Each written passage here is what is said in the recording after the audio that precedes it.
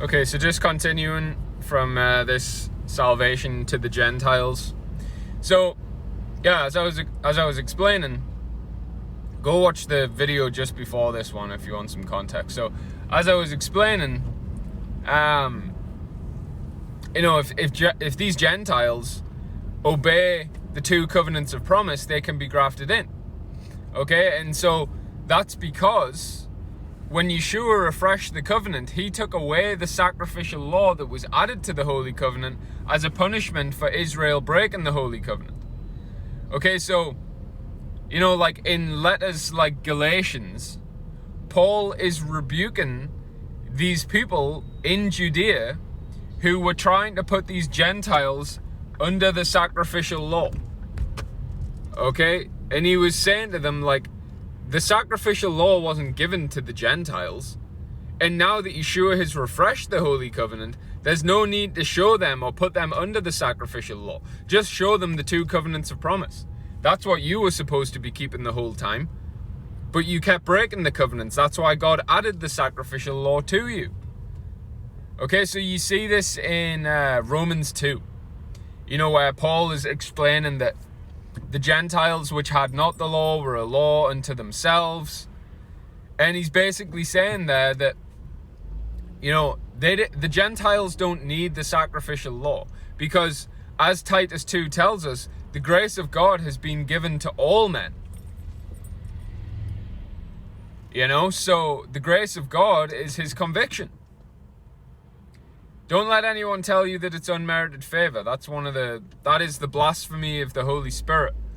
It's the burden of the Lord that Jeremiah 23 talks about. Okay? Grace is conviction. Okay, so the grace of God, the conviction of God has been given to all men. Guess what that is? It's your conscience. It's your conscience. So even the Gentiles have a conscience. Now, don't get us wrong. Some of them have definitely seared that conscience and have done despite unto that grace. No doubt about that. I'm not saying that the Gentiles are innocent in this world, because they're not. Okay, and the Gentiles will be punished they will be judged according to their works. But what the Gentiles never had was the sacrificial law. So there was never a need to put the Gentiles back under the sacrificial law. The Messiah refreshed the covenant. He took away the sacrificial law. So now in order for Gentiles to be saved, all they need to do is keep the covenants of promise. That's exactly what Ephesians 2 and Acts 15 is talking about. Paul says, remember, wherefore, in times past, when you were Gentiles, when you were called Gentiles in the flesh, by them who are of the circumcision in the flesh. Okay, he's saying, remember when all these Jews used to call you Gentiles? Yeah, well, you were a Gentile in the flesh, they're a Jew in the flesh, but God's looking for people to worship him in spirit and truth. So, forget about what they're saying about you.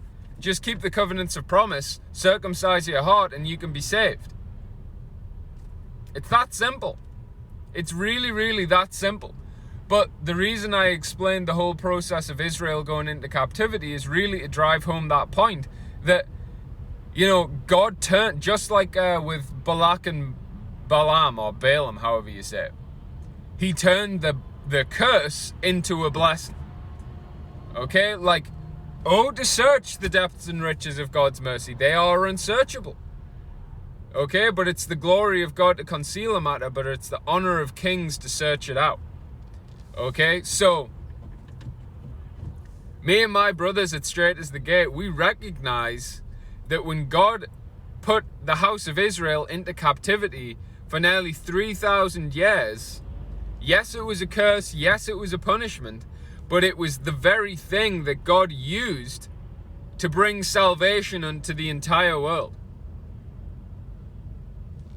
Please, you've got to understand this. I hope I'm explaining it well enough.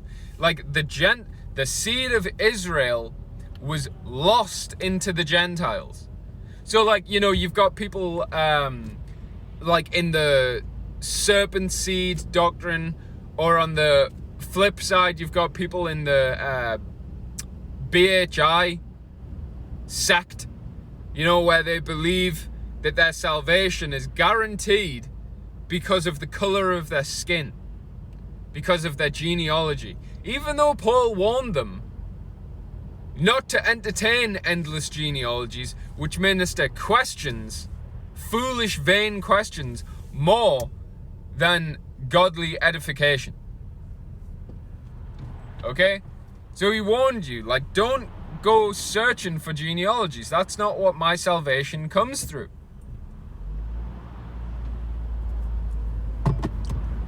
Yeshua, even, when he rebuked the Pharisees, they all turn around, we're the sons of Abraham. And Yeshua says, of these stones, Jehovah could raise up children unto Abraham. Don't think that that was just a vain little dig that Yeshua was giving to them. He's telling you exactly what God was going to do. Of these stones.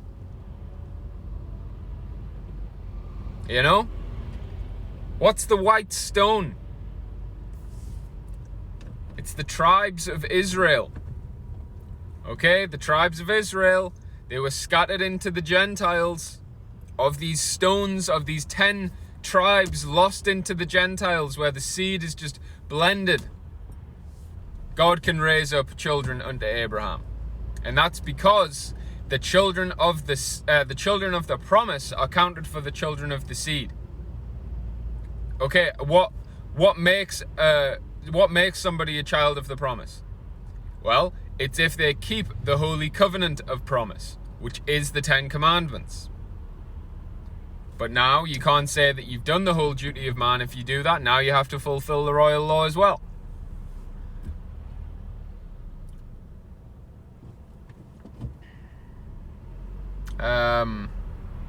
I think it's Ecclesiastes 7. It says that there's a time to cast away stones and there's a time to gather in. Well, we're in the time of gathering in now. God is gathering the lost sheep of the house of Israel. It's the second sheepfold that Yeshua spoke of. He came for the first sheepfold.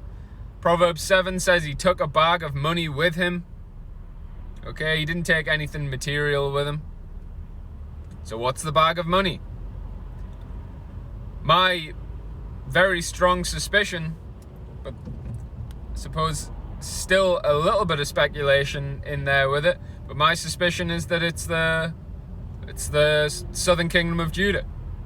And the second sheepfold is the lost sheep of the house of Israel, scattered into the Gentiles. Okay? I'm going to have to do a part 3.